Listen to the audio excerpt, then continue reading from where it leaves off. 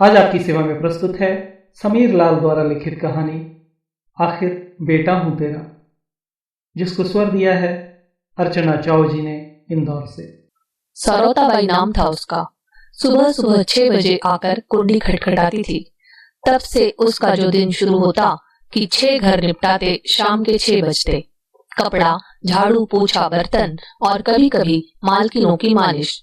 बात कम ही करती थी। पता चला कि उसका पति शराब पी पी कर मर गया कुछ साल पहले। पास ही के एक टोला में छोटी सी कोठरिया लेकर रहती थी 10 रुपया किराए पर। एक बेटा था बसुआ, उसे पढ़ा रही थी। उसका पूरा जीवन बसुआ के इर्द गिर्द ही घूमता। वो उसे बड़ा आदमी बनाना चाहती थी। हमें 7:30 बजे दफ्तर के लिए निकलना होता था।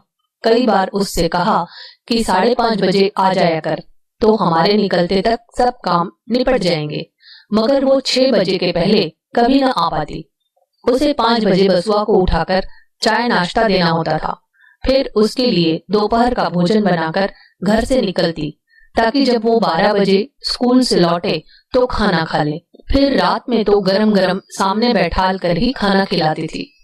बरसात को छोड़ हर मौसम में कोशिश करके कोठरी के बाहर ही पर्ची में सोती थी, ताकि बसुआ को देर तक पढ़ने और सोने में परेशानी ना हो।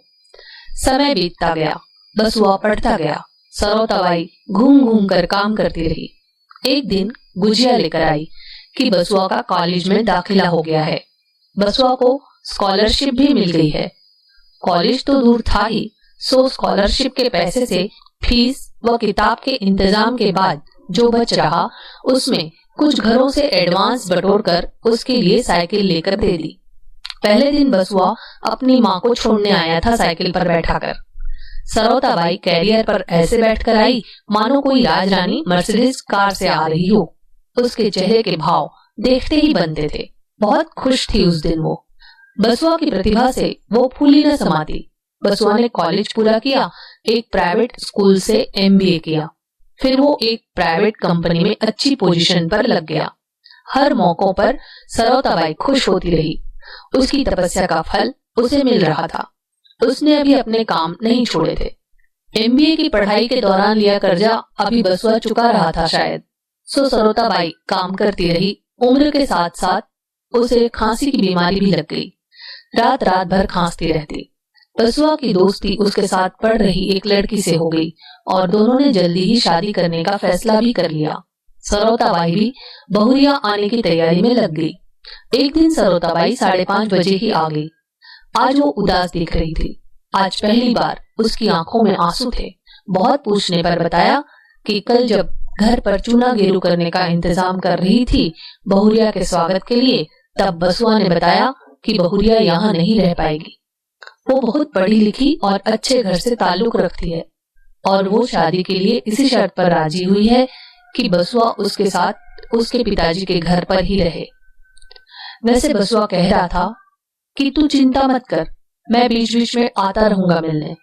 कोई भी काम हो तो फोन नंबर भी दिया है कि इस पर फोन लगवा लेना। उसे चिंता लगी रहेगी मेरी। बहुत ख्याल रखता है बेचारा बसुआ। जाते जाते कह रहा था कि अब तो बसुआ का खर्चा भी मुझे नहीं उठाना है। बसुआ पढ़ लिख गया है तो एक आध घर कम कर ले और हफ्ते में एक टाइम की छुट्टी भी लिया कर। अकेले के लिए कितना दौड़ेगी भागेगी आखिर तू। और अब इस उम्र में भी तू पहले की तरह काम करेगी तो सोच मुझे कितनी तकलीफ होगी। आखिर बेटा हूं तेरा। तब से सरोताबाई रोज 5:30 बजे आ रही है। धन्यवाद।